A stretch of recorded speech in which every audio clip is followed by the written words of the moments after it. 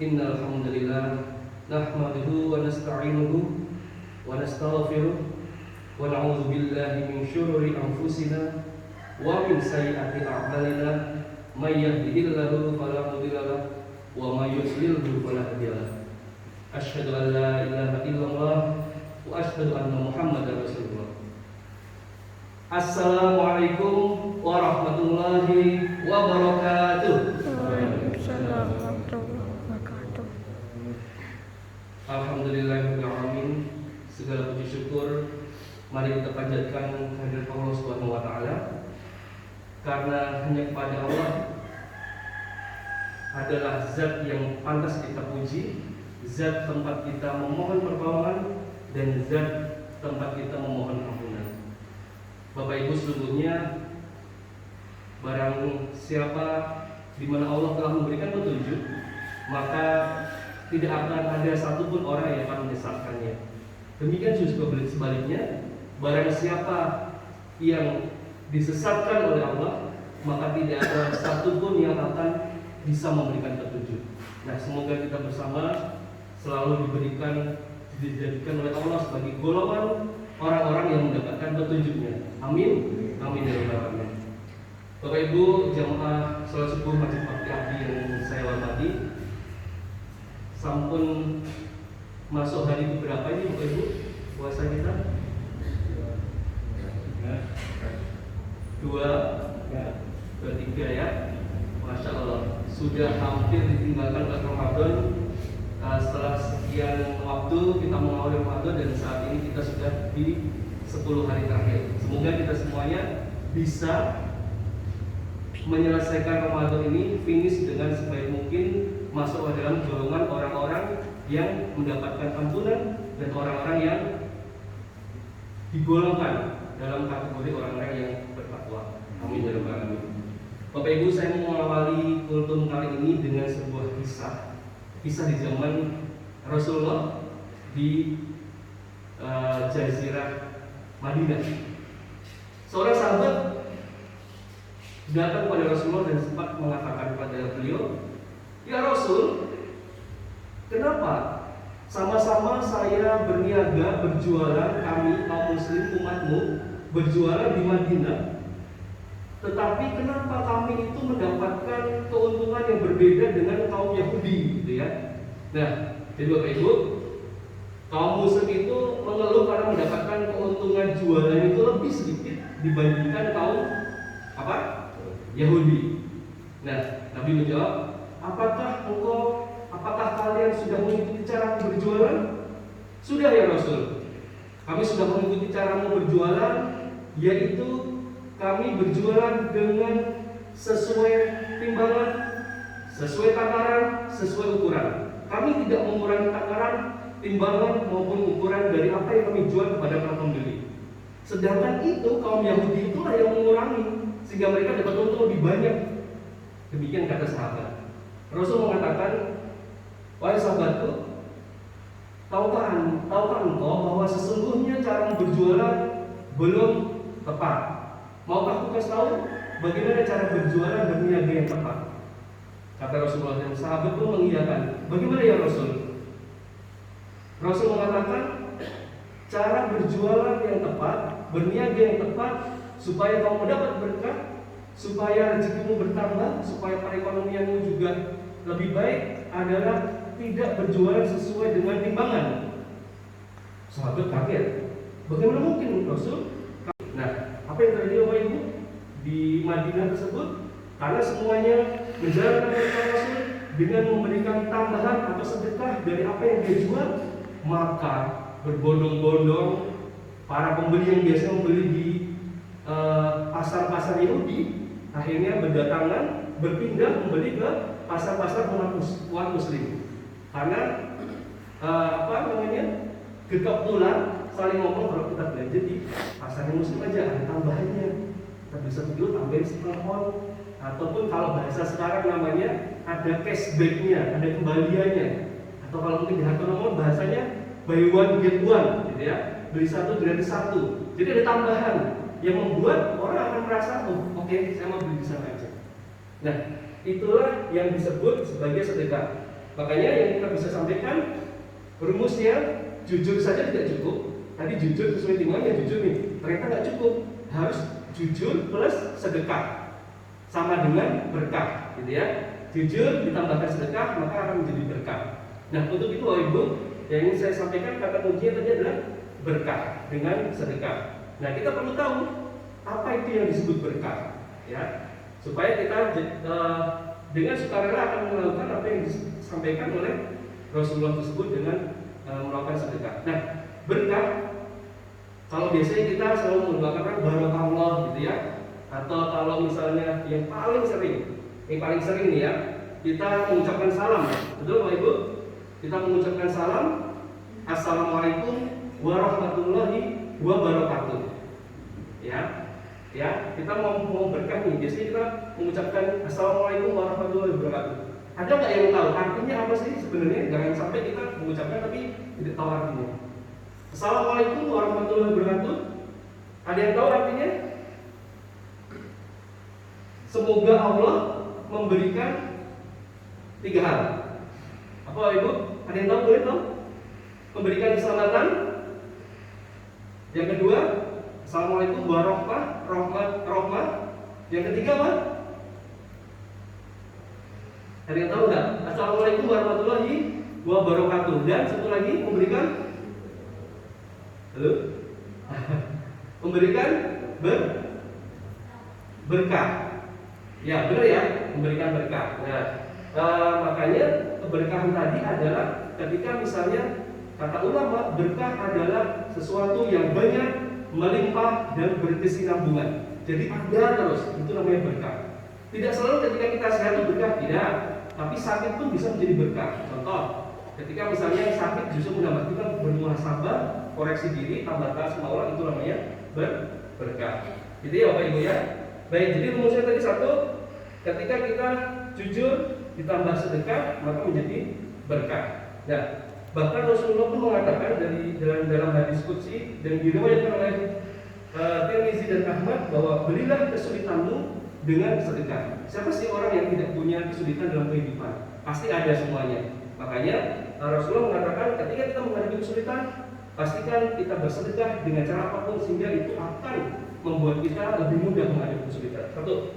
Yang kedua, ada sebuah ayat yang disampaikan dalam Quran surat Al-Munafikun ayat 10, yaitu A'udzubillahi minasyaitonirrajim wa anfiqu mimma razaqnakum min qabli ayyatiya ahadakum maut. Ya, jadi sedekahlah engkau sebelum maut menghampirimu.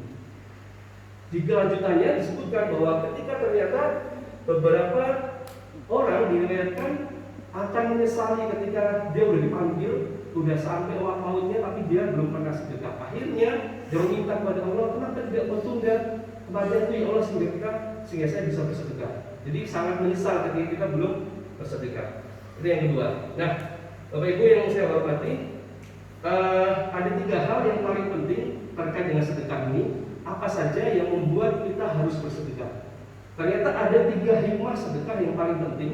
Secara singkat akan saya sampaikan. Satu, ketika kita mau mensedekahkan harta kita, maka satu sedekah atau satu kebaikan yang kita berikan, kita keluarkan dari sedekah, sama perumpamaannya seperti satu buah benih. Satu buah benih yang nanti akan bertambah menjadi 7 buah benih.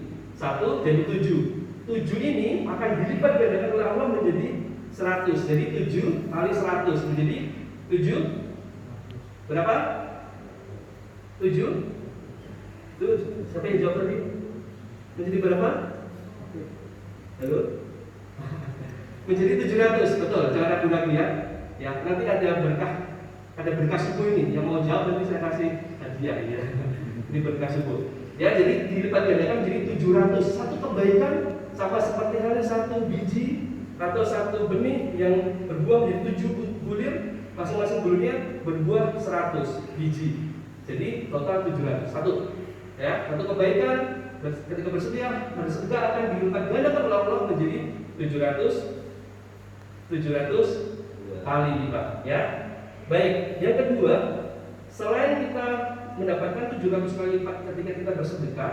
Maka yang kedua adalah Allah menjanjikan bahwa kita akan lebih bermanfaat bagi orang lain. Ya, ketika kita lebih bermanfaat, maka sebenarnya kita adalah sebaik-baik manusia. Dalilnya apa? Ada yang tahu? Khairun nas anfa'uhum. Khairun nas anfa'uhum. Boleh yang jawab siapa?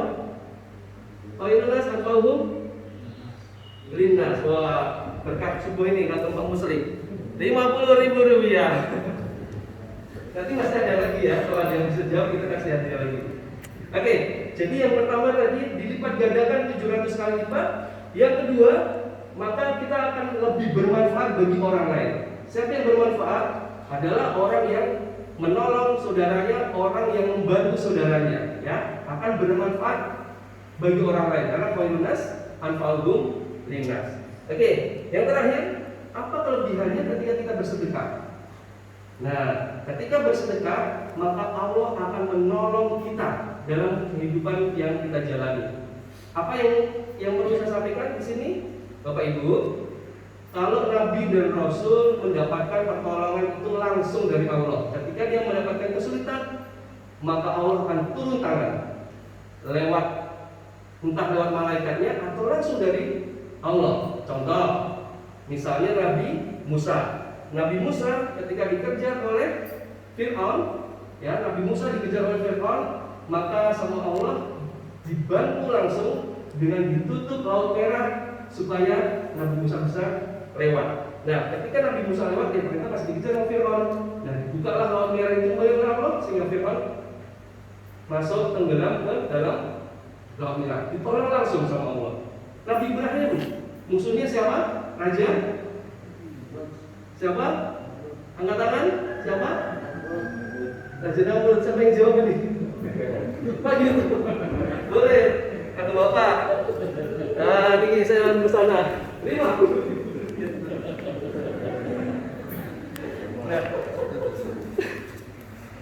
Nah, Nabi Ibrahim musuhnya adalah Raja Namrud. Nah, Raja Namrud begitu jahatnya sehingga sampai akhirnya Nabi Ibrahim diapain? Dibakar. Nah, kali ini belum dapat hadiah ya. Jadi sampai dibakar, tapi Allah langsung turun tangan menolong Nabi Ibrahim untuk menjadikan api yang panas membara itu menjadi seketika dingin. Ya, saya tadi ini belum tahu, jadi belum kasih hadiah lagi ya. Jadi akan didinginkan oleh Allah dan bantuan itu turun langsung dari Allah. Pertolongan turun langsung dari Allah. Tapi kita ini siapa? Kita kan bukan nabi, juga bukan rasul, ya. Kita bukan nabi dan juga bukan rasul. Makanya apa yang dilakukan oleh Allah pada kita untuk menolong manusia, menolong hambanya, Allah menolong hambanya melalui tangan-tangan orang lain. Berarti Bapak Ibu, Allah menolong hambanya selain Nabi dan Rasul itu melalui tangan-tangan orang lain, tangan-tangan saudaranya, tangan-tangan tetangganya, tangan-tangan jamaah subuh dan seterusnya ya, tangan-tangan orang-orang yang ada di sekitar kita. Untuk itu, ketika kita menolong saudara kita, maka Allah akan menolong kita juga. Demikian juga sebaliknya. Ketika kita menganiaya saudara kita, maka Allah juga akan mempersulit kehidupan kita. Ibu Bapak, ini yang paling penting.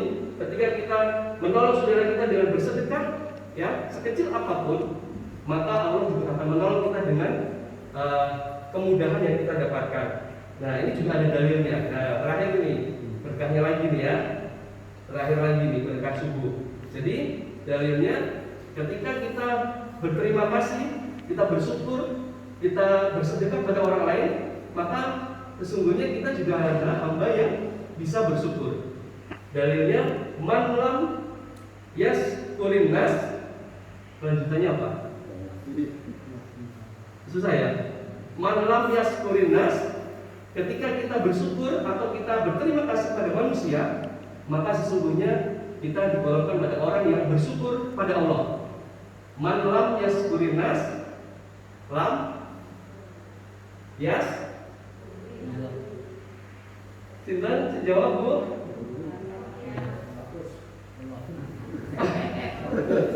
Man lam yaskurin yaskurinnas lam yaskurillah. Siapa yang jawab itu? Kak Dava boleh dibantu Kak? Kasih ke ibu di sana. Nah, siapa tadi ya? Ya, ini saya sini. Nah, benar sudah. Ya.